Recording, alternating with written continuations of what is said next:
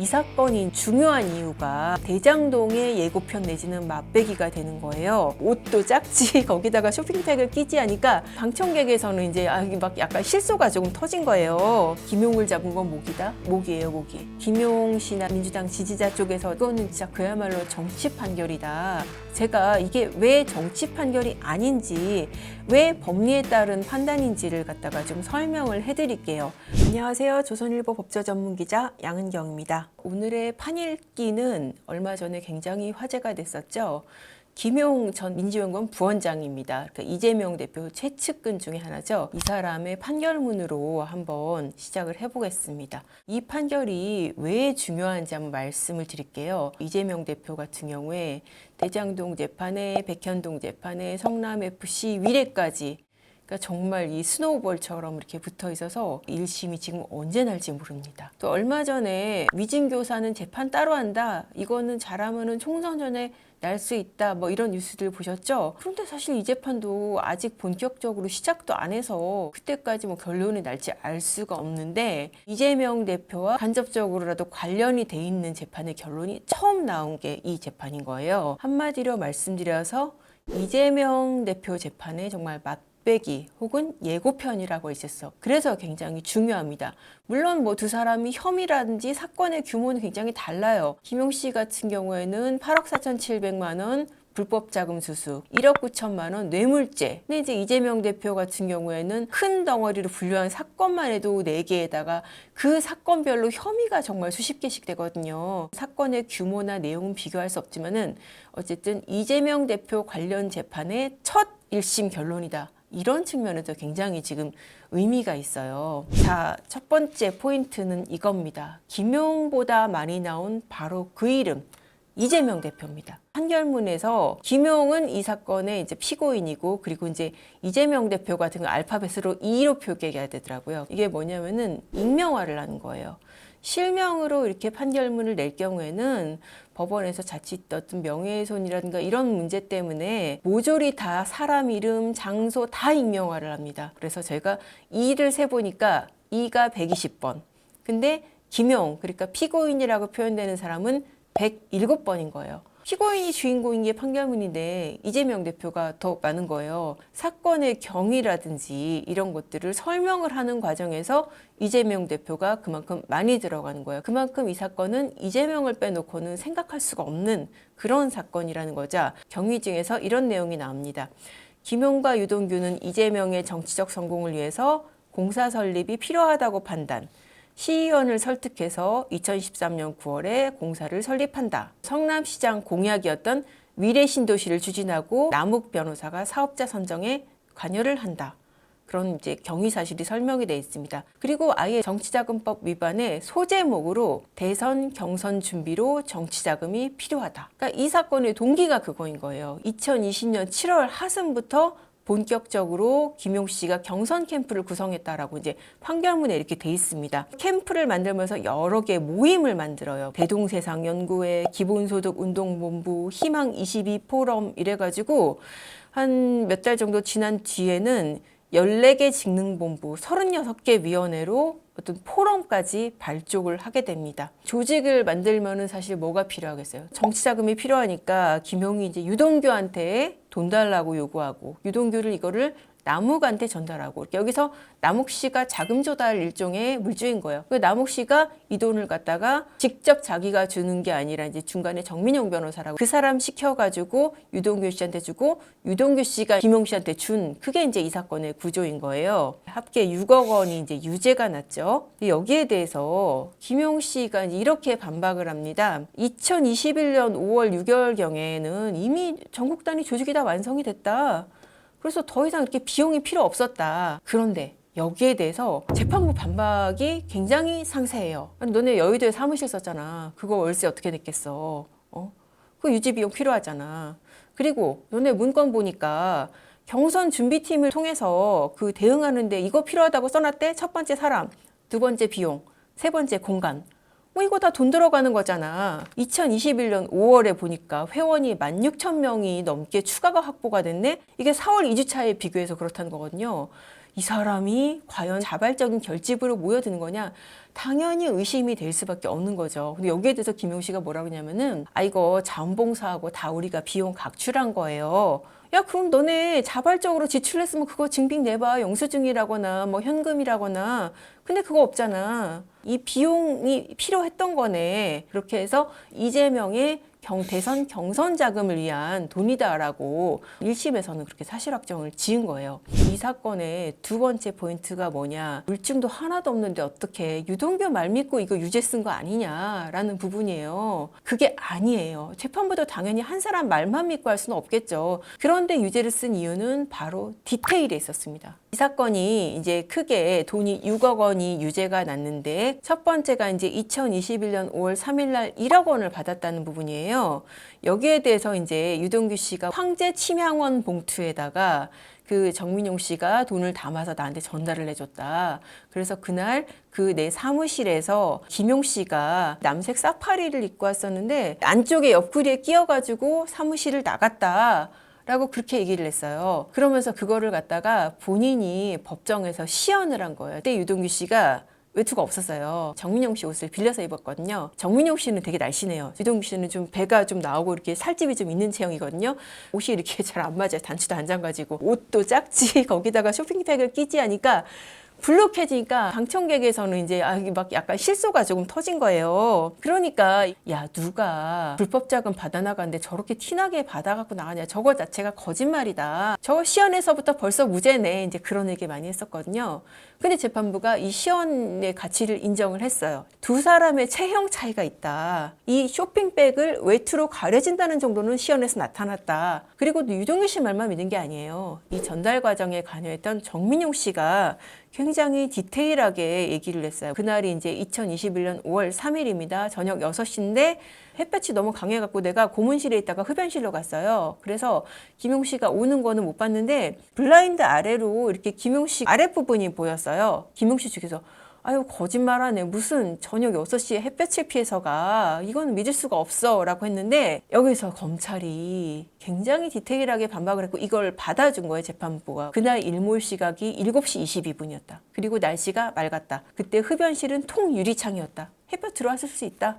그리고 또 하나 디테일이 뭐가 있냐면은 김용 씨가 또 반박을 한 게 5월 달에 무슨 사파리야. 난 원래 더위 많이 타서 5월 달에 그런 옷 안 입는다고 했는데 거기에 대해서도 그 무렵에 SNS 사진 보면은 그 사파리 비슷한 옷도 많이 입었어요. 그리고 그때 날씨가 보니까 한 6도, 7도에서 20도까지 일교차가 굉장히 큰 날씨였다는 거죠. 그래서 뭐 사파리를 안 입었다고 볼 수는 없다. 굉장히 디테일하죠. 그러니까 말만 믿은 게 전혀 아니라는 거예요. 그 다음에 또 문제가 되는 돈이 이제 2021년 6월 8일 날 3억 원이에요. 남욱 씨가 뭐라 그러냐면은 김용 씨가 5월 30일 날 일요일 날 유동규 씨한테 전화를 걸어왔어요. 그때 스피커폰으로 통화를 했는데 김용 씨가 광주에 돈 필요하다고 그랬어요. 광주 경선을 진행하는데 아마 돈이 필요하다 그런 취지였던 걸로 보여요. 그리고 나서 그 직후에 그 사무실 근처에 있는 칼국수집에 내려가서 식사를 했어요. 근데 동규 형이 이건 내가 사줄게. 대신에 자, 돈 좀 빨리 해줘 라고 얘기를 했다는 거예요. 그래서 내가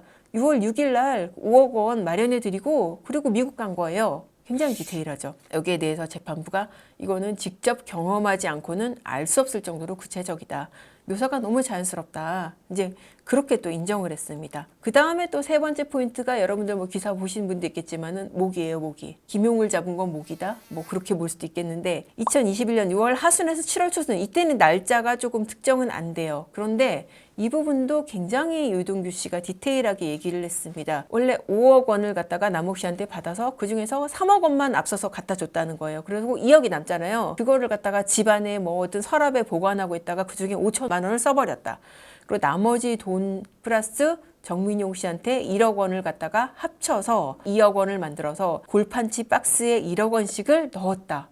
되게 복잡하죠. 말로 옮기기도 복잡한데 그리고 이걸 언제 어떻게 갖다 주냐. 경기도청 북측에 도로가 있는데 여기 벤치에 앉아가지고 여기 근처에서 만나서 이제 김용 씨한테 줬다는 거예요. 그때 내가 반바지를 입고 있었는데 모기를 엄청 많이 뜯겼어요. 그리고 내가 김용 차에다가 쇼핑백을 갖다 줬는데 차량이 되게 지저분했어요. 실내가 더러웠고요. 그러면서 이제 김용 씨 쪽에서 이제 그런 얘기가 나왔어요. 아니, 누가 대명천지에 사람들이 지나다니는 길에서 주변에 CCTV도 있을 수 있는데 거기에서 어떻게 돈을 그렇게 갖다 주냐. 그러니까 유동규 씨 얘기가 광교에서 차 세우고 얘기할 만한 데가 거기밖에 없었어요.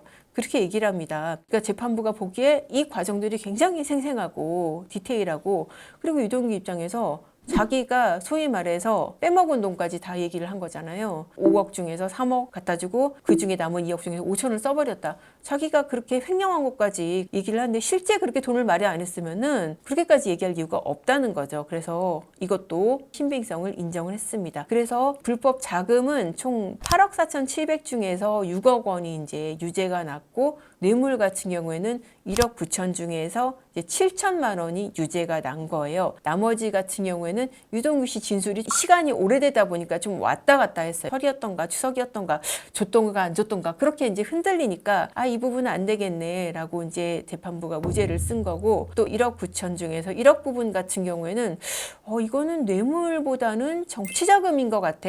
뇌물은 어떤 일의 대가로 주어지는 돈이에요. 중환제잖아요. 반면에 정치자금은 그렇게까지 관련성은 필요 없어요. 그러니까 정치하는데 필요한 돈이면 되는 거예요. 유죄가 인정되기 더 쉬운 거죠. 1억 같은 경우에는 그때 당시에 이제 뭐 김용 씨가 뭐 직접 그렇게 그 돈을 받고 무슨 편의를 봐줄 그런 이슈는 아니었다고 봤는데, 그래도 정치자금은 되겠다 싶었는데 보니까 이건 시효가 지났다는 거죠. 이게 지나서 처벌이 안 된다. 그래서 뇌물은 지금 7천만 원만 유죄가 인정이 됐습니다. 지금 징역 5년에 1심에서 이제 일단 그 결론이 나서 이제 법정 고소까지 나왔습니다. 이렇게 되고 보니까 김용 씨나 민주당 지지자 쪽에서 나오는 얘기가 그럼 김용 씨는 유죄인데 그 유동규, 남욱 씨는 무죄가 나왔거든요. 야, 이거 진짜 말이 되냐. 이거는 진짜 그야말로 정치 판결이다.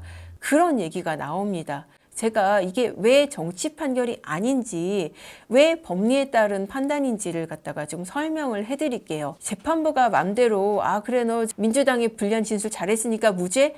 그렇게는 절대 할 수가 없죠. 대향범이라는 얘기를 재판부가 썼어요. 그러니까 돈 준 사람과 돈 받은 사람 한 쌍이 있어야지 성립하는 범죄가 이제 대향범이거든요. 재판부가 보기에 남욱 씨는 당연히 돈을 마련했으니까 돈 준 사람이죠. 유동규, 정민용 씨가 어디에 속하느냐가 그게 중요한데, 자기네들이 보기에는 돈 전달에 관여한 사람이라는 거예요. 그리고 돈 받은 김용, 이렇게 한 편이라는 거죠. 그러니까 남욱, 유동규, 정민용이 한 편이고 김용이 다른 한편이고, 그렇게 대항범이라는 거예요. 이렇게 봤을 때는 대항범끼리는 준 사람 받은 사람 각자 처벌이 되지 공범으로 처벌은 이건 법리상 안 된다는 거예요. 그런데 이 사건의 기소가 어떻게 됐냐?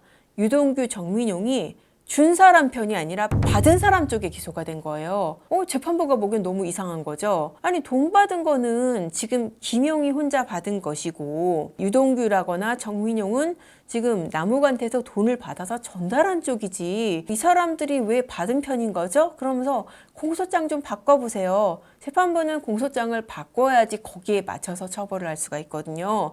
근데 검찰에서 안 바꿨다는 거예요. 그러니까 이 재판부는 불고불리의 원칙이라는 게 나와요. 이게 검찰이 그렇게 기소하지 않으면 우리는 판단을 못한다. 그러니까 검찰이 저렇게 유동규하고 정민용을 준 사람 쪽에서 기소를 했는데, 이거는 법리상 이게 한편이 될 수가 없는 구조예요. 대항범이기 때문에. 그래서 이 사람들은 검찰 너네가 공소장을 바꾸지 않으면 우리는 유죄 판결을 할 수가 없어요. 그래서 지금 무죄가 된 거거든요. 물론 이제 여기서 검찰이 왜 공소장을 변경을 안 했냐, 이 부분을 두고도 사실 여러 가지 정치적인 해석이 나올 수가 있어요. 검찰 입장에서는 사실 유동규 씨가 얼마나 고맙겠어요.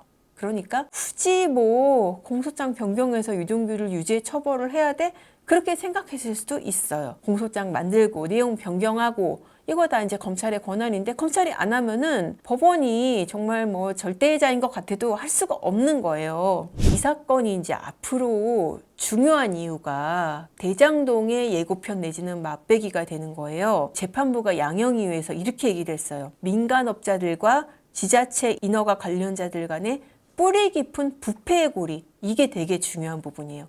이거 검찰의 그 기소 구조를 받아들인 거거든요. 사실 대장동 민간업자들 폭리 취했다라고 했을 때 이 민간업자들이 아니 부동산 가격이 이렇게 많이 오를 줄 누가 알았겠습니까? 우리가 무슨 뭐 관하고 결탁해서 그렇게 한 게 아닙니다. 우리는 하이 리스크 하이 리턴으로 이익을 감수한 만큼 그렇게 돌려받은 거예요. 라고 그렇게 얘기를 했는데 재판부 그거 아니다. 너네는 민간업자들과 지자체 인허가들 관련자와의 뿌리 깊은 부패굴이다. 이제 그렇게 한 거예요. 그러니까 이게 그냥 부동산 값 올라서 운이 좋게 돈 많이 벌었다. 이거 아니라는 거죠. 그리고 비정상적인 정치적 개입을 통해서 공사가 설립됐다. 그리고 공사가 이권 개입의 통로가 돼버렸다. 또 중요한 부분, 지역 주민이나 공공에 돌아갔어야 될 개발이익 상당 부분이 민간업체에 돌아갔다.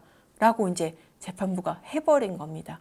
이렇게 되면은 대장동 재판부도 그렇고 지금 이재명 대표의 배임 재판부도 그렇고 재판부 입장에서는 바로 옆에 재판부가 비슷한 사건에서 판단을 한 게 굉장히 참조가 되거든요. 그렇게 봤을 때 이 사건이 정말 중요한 레퍼런스가 될 수 있다는 거죠. 그런 측면에서 앞으로 대장동 재판이라든지 이재명 대표의 지금 배임 관련된 대장동 위례 재판 이런 재판들 살펴보시면 아마 상당히 재미있는 포인트가 될 것 같습니다. 오늘 방송 여기까지 하겠습니다. 감사합니다.